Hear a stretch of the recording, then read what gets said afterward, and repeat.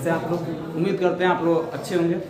और देखते हैं आज हम ब्लड का पार्ट सेकेंड लेके आए हुए यहाँ पे जो होगा ब्लड क्लॉटिंग।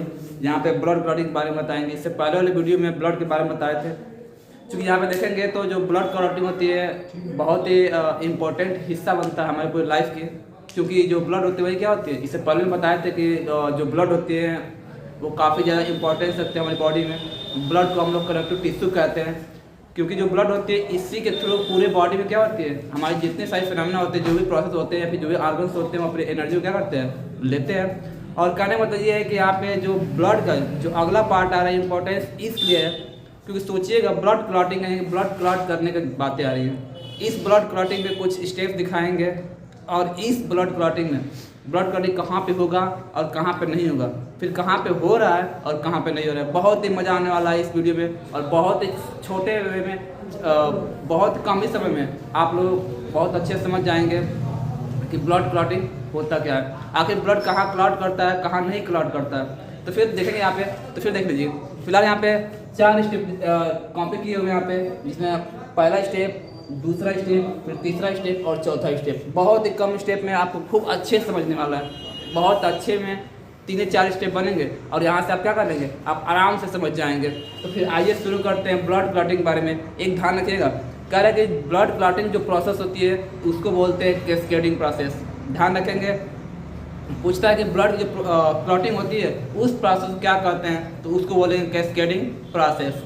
ठीक है, अब देखते हैं जो ब्लड होती है। दूसरी बात कि जो ब्लड होती है इसको क्लॉट होने में कितना समय लगता है, तो फिर यहाँ से हम टाइम नोट कर लेंगे 3 से 4 मिनट। तो फिर मतलब देखा जाएगा कहीं पे बॉडी में कहीं कट जा रही है तो वहाँ पे 3 से 4 मिनट लगते हैं किसके लिए, ब्लड क्लॉटिंग के लिए। कुछ यूँ माना या फिर 2 मिनट लग सकता है। तो फिर देखते हैं यहाँ पे वो कटने पे डिपेंड करता है। थोड़ा सा कटा हुआ है तो क्या होगा, 2 से 3 मिनट में क्लॉट कर जाएगा। लेकिन थोड़ा हैवी कटा हुआ है, कुछ ज़्यादा ही कटा हुआ है तो मैक्सिमम देखेंगे तो फिर 4 मिनट लगेंगे।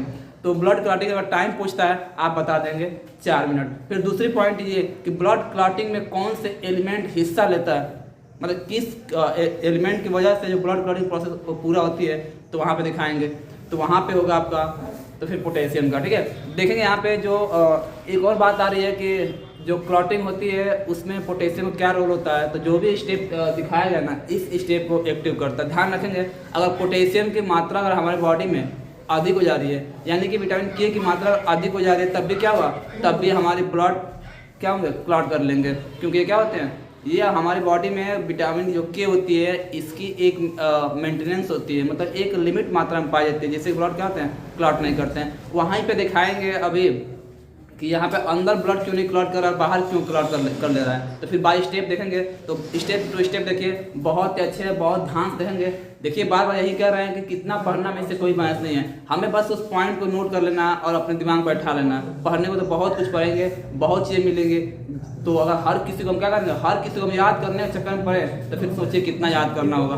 बार बार कहने का मतलब यही आ रहा है कि जो भी आप देख रहे हैं ना, तो बहुत ही शॉर्टकट वीडियो बनाते हैं, मतलब बहुत शॉर्ट में क्या होते हैं, आप लोग ऐसा कुछ करते हैं कि आप लोग आसानी से उसको समझ जाए। करना कुछ नहीं है, बाई स्टेप आएंगे तो बाई स्टेप अगर आएंगे तो किसी चीज़ को बहुत ही अच्छे से क्या कर लेंगे, आप उसका स्टडी कर लेंगे। और अगर बाई स्टेप नहीं आए, लगे लॉन्ग में जाने, तो फिर बहुत चीज़ें पढ़ना होता है, बहुत चीज़ याद होने हैं। किसी कंपटीशन में जाने के लिए क्या होती है, हमें कुछ ऐसे ट्रिक यूज करना चाहिए जिससे कि हम क्या हो, हमें कम से कम समय लगे और उसको हम आसानी से कर लें। तो यहाँ पे इस वीडियो में हम यही दिखाएंगे कि कैसे हम इस ब्लड क्लॉटिंग को बहुत आसानी से समझ लेंगे। तो फिर देखते हैं यहाँ पे, तो फिर देखेंगे यहाँ पे पहला स्टेप जो बन रहा है वो पहला स्टेप होता है कि जैसे ही देखिए एक मिनट, जो ब्लड होती है वो क्या होती है, हमारे शरीर में क्या होते हैं, नहीं क्लॉट करते हैं। इसकी वजह होती है हिपेरिन। हमारे ब्लड में क्या होते हैं, एक हिपेरिन पाया जाता है। हिपेरिन की वजह से क्या होती है, हमारी ब्लड जब नसों के अंदर बह रही होती है तो वहाँ पे क्लॉट नहीं करती है। तो फिर ये जो क्लॉटिंग आ रही है पक्का भी है, वहाँ की बातें कही जा रही है जहाँ पे कोई चीज़ क्या हो रही है, कट जा रही है। सपोज कि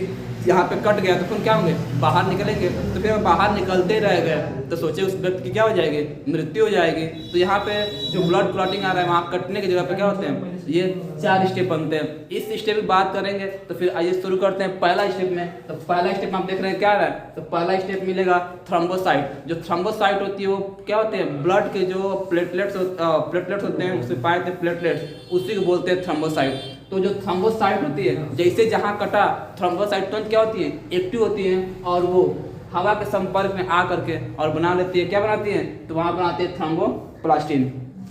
तो ध्यान रखेंगे यहाँ पे जो प्लेटलेट्स होती है वो पहले वही क्या होती है, जहीं से जहाँ आप कटा तुरंत क्या होती है, एक्टिव होती है प्लेटलेट्स, और वो प्लेटलेट्स हवा के संपर्क में आ क्या बनती है, तो वहाँ बनाती है थ्रोम्बोप्लास्टिन। अब अगले स्टेप देखेंगे, जो थ्रोम्बोप्लास्टिन होता है वो अकेले तो वहाँ पे कुछ कर नहीं पाएगा, उसको करने के लिए क्या होता है, उसको करने के लिए एक साथी है। ये जो थ्रोम्बोप्लास्टिन है तुरंत क्या होता है, सेकेंड स्टेप में आएंगे, तुरंत थ्रोम्बोप्लास्टिन कैल्शियम के साथ इंटरमिक्स होता है, मतलब कैल्शियम से मिलता है, और मिलने के बाद क्या करता है, प्रोथ्रोम्बिन को एक्टिव कर लेता है, प्रोथ्रोम्बिन को।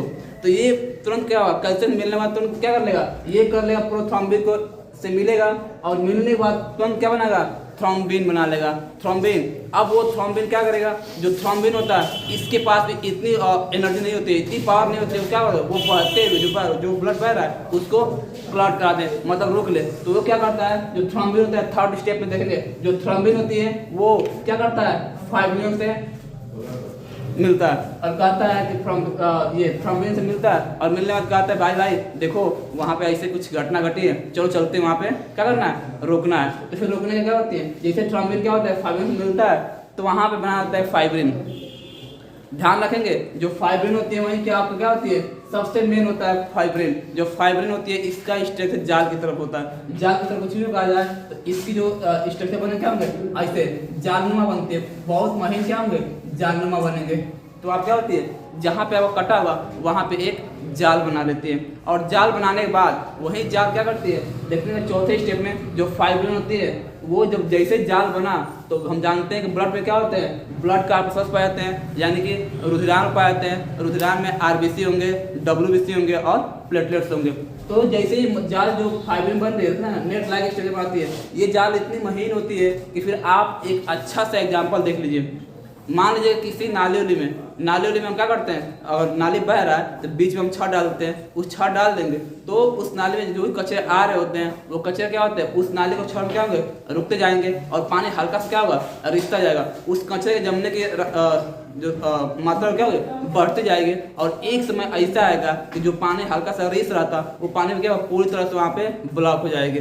तो वही चीज़ें क्या अगर हम यहाँ पे देखेंगे, यहाँ पे क्या होती है, नसों में हमारे क्या होती है, ब्लड बह होती है, जहाँ पे कटा है यहाँ पे इतना स्टेप बनते हैं। जैसे फाइब्रिन बनता है, फाइब्रिन तो क्या होती है, पूरी एक्टिव होती है, और ध्यान जो फाइब्रिन होता है बहुत ही इंपॉर्टेंट होती है, इसका नेट लाइक स्ट्रक्चर होता है, मतलब जाल की नमा क्या होती है, इसकी संरचना होती है, और जैसे ही जाल बनाया तो ब्लड कार्पस्कल्स क्या होते हैं, उसमें लगते हैं रुकने, क्योंकि हम जानते हैं ना कि ब्लड में क्या होते हैं, ब्लड में प्लाज्मा पाए जाते हैं, जो प्लाज्मा होते हैं, प्लाज्मा के साथ साथ क्या होते हैं, वहाँ पे आरबीसी होते हैं, डब्ल्यूबीसी होते हैं और प्लेटलेट्स होते हैं। जो प्लाज्मा होती है इसमें हम इसे पहले बताया था 90% वाटर होते हैं, ये क्या होते हैं, ये लिक्विड फॉर्म होते हैं। लेकिन जो आरबीसी होते हैं, डब्ल्यूबीसी होते हैं और प्लेटलेट्स ये क्या होते हैं, हल्का सा सॉलिड फॉर्म होंगे, मतलब होते हैं, और वही क्या होंगे, ये जाल क्या होती है, इतनी महीन होती है, मतलब ये जाल इतनी महीन होती है, ये जाल तो है इतनी महीन होती है, इतनी महीन होती है, इसमें से केवल क्या होता है, प्लाज्मा ही बाहर आ पाते हैं, बाकी आपका ब्लड का आपस में जाएंगे तो यहाँ पे नोट कर लेंगे, आरबीसी, डब्ल्यूबीसी और प्लेटलेट्स ये क्या होंगे, ये वहीं पे रुक जाएंगे, और इस तरह से वहाँ पे क्या होगा, वहाँ पे ब्लड का आपका क्लॉट से ब्लड क्या होंगे, क्लॉट हो जाएंगे, मतलब वहाँ पे क्या होंगे, ये जम करके वहाँ पे एक थप्पा बना लेंगे। जैसे आप देखिएगा, आप खुद इस बात को एहसास किए होंगे अपने बचपन में कि हम जब कहीं कट जाता था तो क्या करते थे, उसको इसे दबा देंगे, दबाए रहेंगे, कुछ देर बाद उसको हम छोड़ते हैं, कुछ देर बाद छोड़ेंगे तो क्या होगा, वो वहाँ पे ब्लड बाहर नहीं आएगा। उस प्रोसेस में यही प्रोसेस हो रही है। फाइब्रिन क्या होता है, वहाँ पे एक स्ट्रक्चर बनाती है, और बनाने के बाद यहाँ से जो ब्लड के जो प्लाज्मा होते हैं वो क्या होते हैं, बस वहीं बाहर आ पाते हैं। बाकी जो ब्लड कार्पस्कल्स होते हैं ये क्या होते हैं, वहीं पर रुक करके ब्लड को क्या करते हैं, वहाँ पे बैरियर क्रिएट करते हैं, जिसको हम बोलते हैं ब्लड क्लॉटिंग। ध्यान रखें, इस पूरे प्रोसेस कराने में हमारे शरीर में पाए थे विटामिन के। जो विटामिन के होती है वही क्या होती है, रिस्पॉन्सिबल होती है। देखिए करते तो ये सब है, होता प्रोसेस ये, लेकिन रिस्पॉन्सिबल कौन होता है, तो रिस्पॉन्सिबल होता है हम लोग का विटामिन के। तो फिर पूछा हुआ है कि रक्त का थक्का यानी कि ब्लड क्लॉटिंग में किसका ज़्यादा योगदान होता है। तो ध्यान रखेंगे यहाँ पे योगदान के बाद पूछे और एलिमेंट में पूछता है तो फिर के का नाम आता है। और अगर एक बात दिखाया तो फिर यहाँ पूछता है कि किस प्रोटीन का सबसे अहम हिस्सा होती है, तो आपको 4 ऑप्शन मिल जाए तो आपका किसका फाइब्रिन का। इससे पहले भी हम बताए थे जो फाइब्रिन होती है, फाइब्रिन बनती कहाँ है, तो वहाँ पे एक नाम आया था जो फाइब्रिन होती है, इसका फॉर्मेशन कहाँ होता है, इसका फॉर्मेशन होता है कहाँ पे, तो होता है लीवर में। ध्यान रखिएगा। एक बात और पूछेगा कि एंटी कोगुलेंट एजेंट किसे मानते हैं, मतलब कि वह कौन सा एजेंट है जो ब्लड क्लॉट नहीं होता है, तो फिर नाम नोट कर लीजिएगा, उसका नाम होता है हिपेरिन। क्या नाम होता है, हिपेरिन। हो सकता है कि ये भी पूछ दे कि हिपेरिन का निर्माण कहाँ होता है, तो उसका भी आंसर कहाँ होगा, तो इन दोनों का, इसका भी आंसर कहाँ होगा, लीवर में जो है। यानी कि देखिएगा लीवर जो होती है वो दो चीज़ बनाती है, मतलब एक फाइब्रिन बनाता है और दूसरा हिपेरिन बनाता, वही दोनों है, लेकिन एक का काम होता है ब्लड क्लॉट करा देना और एक का काम होता है ब्लड क्लॉट नहीं कराना। जो हिपेरिन होते हैं ब्लड में क्या होते हैं, जैसे शरीर के अंदर ब्लड होते हैं उसमें हिपेरिन पाए जाते हैं, वो हिपेरिन ब्लड को नसों के अंदर क्या होती है, जमने नहीं देती है। लेकिन जैसे ही ब्लड कहीं कटा तो हवा के संपर्क में आते क्या होती है, हिपेरिन, ये हिपेरिन खत्म हो जाती है, और जैसे ही हिपेरिन खत्म होती है तो ये क्या होता है आपका फाइब्रिन, वो एक्टिव हो जाता है। यानी कि देखा जाए तो जैसे ही संपर्क में, हवा के संपर्क में ब्लड आया तो तुरंत क्या होगा, हिपेरिन वहाँ पे खत्म हुआ, और हिपेरिन खत्म होने के बाद क्या होती है, वहाँ पे फाइब्रिन एक्टिव हो जाती है। तो आप स्टेप देख लिए, एक बात नोट कीजिएगा यहाँ पे, बाई स्टेप अगर दिखाना तो फिर एक बार फिर सुन लीजिए। फर्स्ट स्टेप में जाएंगे तो प्लेटलेट्स होती है, वही क्या होती है, हवा के संपर्क में आने बाद थ्रोम्बोप्लास्टिन बनाती है, और थ्रोम्बोप्लास्टिन कैल्शियम के साथ मिल करके और फिर मिलता है किससे, प्रोथ्रोम्बिन से, और इसके साथ मिल करके और बनाता है थ्रोम्बिन। जो थ्रोम्बिन होती है वो थ्रोम्बिन क्या होती है, वो थ्रोम्बिन फाइब्रिन से मिलती है, और फाइब्रिन से मिलने के बाद वही पे क्या करती है, बनाती है फाइब्रिन को। और जो फाइब्रिन होता है वो फाइब्रिन क्या होती है, नेट लाइक स्ट्रक्चर होती है, जाल में क्या होता है उसका स्ट्रक्चर होता है, और वो बहुत महीन क्या होती है, जाल बना लेती है, जिसमें उसमें ब्लड में पाए जाने वाले जो आरबीसी, डब्ल्यूबीसी और प्लेटलेट्स होते हैं क्या होते हैं, वो उससे बाहर नहीं निकल पाते हैं, और वहीं पर क्या होती है, एक बैरियर बन जाता है जिसे हम कहते हैं ब्लड क्लॉटिंग। ठीक है, ध्यान रखिए यहाँ पे जो ब्लड क्लॉटिंग था, यहीं पे एक ध्यान रखिएगा, एक बीमारी आती है हेरेडिटरी, यहाँ पे भी हेरेडिटरी डिजीज आती है तो जिसका नाम क्या होता है, जिसका नाम होता है हीमोफीलिया, जिसका नाम है हीमोफीलिया। ध्यान रखिए हीमोफीलिया में क्या होता है कि ब्लड कट जाता है तो उसमें क्या होती है, यही प्रोसेस नहीं हो पाती है, यानी कि उस व्यक्ति के पूरी ब्लड क्या होते हैं, शरीर से बाहर निकल जाते हैं और उस व्यक्ति की मृत्यु हो जाती है। और ध्यान रखिए ये जो हीमोग्लोबिन हीमोफीलिया है, ये पहली बार कहाँ पे हुआ था, तो पहली बार हुआ था ब्रिटिश की महारानी, एक ब्रिटिश की महारानी थी जिसका नाम था विक्टोरिया। तो पूछता है कि हीमोफीलिया फर्स्ट टाइम किसमें सीन हुआ था, मतलब किसमें देखा गया है, तो वहाँ पे एक महारानी थी ब्रिटेन की जिसका नाम था विक्टोरिया। पहली बार क्या हुआ था, इसी में हुआ था। ये हम लोग का आनुवंशिक बीमारी है, मतलब अगर एक पीढ़ी में हुआ है तो वो पीढ़ी क्या होती है, वो अगले पीढ़ी में होंगे। बट ध्यान रखिएगा ये जो ब्लड क्लॉटिंग होती है क्या होती है, ये हम लोग आनुवंशिक नहीं होता है। तो फिर यहाँ पे आप लोग समझ गए होंगे ब्लड क्लॉटिंग होता क्या है, वो अच्छे समझे होंगे। ब्लड क्लॉटिंग पहला चीज कि ब्लड क्लॉटिंग का जो स्टडी होती है इसको बोलते हैं, जो प्रोसेस होती है इसको बोलते हैं कैस्केडिंग प्रोसेस। और ध्यान के यहाँ पे कि जो ब्लड क्लॉटिंग होती है इसमें पूछता है कि किस विटामिन की ज़्यादा इंपॉर्टेंस होती है, तो हम कहते हैं विटामिन के की। यानी कि आपका शरीर में अगर विटामिन के अधिक हो जाएगी तब भी क्या होगा, अब देखिए विटामिन के की मात्रा अधिक होने की वजह से क्या आ रहा है कि जो ब्लड होंगे वो क्या होंगे, हमारे अंदर ही जम जाएंगे। अंदर जमने का मतलब जो विटामिन के होती है क्या होती है, अधिक हो जाएगी तो हिपेरिन को वहीं पर क्या कर देगी, शरीर के अंदर ही कम मतलब खत्म कर देगा और तो क्या होगा आपका जम जाएगा। तो फिर उम्मीद करते हैं कि ब्लड क्लॉटिंग जो है आपका अच्छे से